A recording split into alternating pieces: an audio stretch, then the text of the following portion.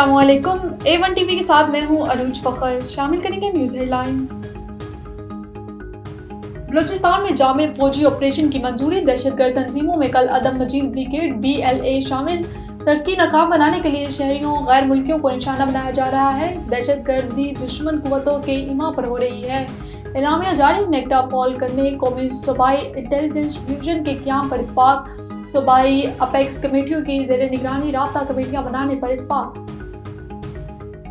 पाकिस्तान धरनों और एहतजाज का मुतहम्मिल नहीं हो सकता। वज़ीर-ए-आज़म शहबाज शरीफ ने कहा, फैसला करने धरने देने हैं या तरक्की के लिए काम करना है। एहतजाज के मामलात पर ठंडे दिल से गौर करें। मुल्की खुशहाली के लिए मिल बैठ कर फैसला करना होगा।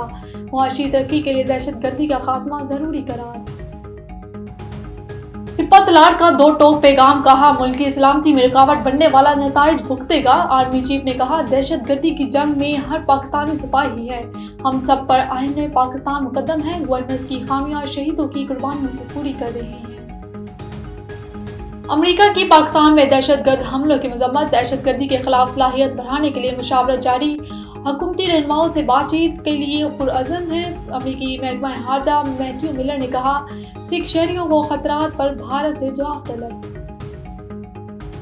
और मुज़ाकरात के लिए बानी का इशारा मिलने पर PTI क़यादत सरगर्म। बैरिस्टर गौहर और अली अमीन की मुतवक्के मुज़ाकरात का मुशावरत।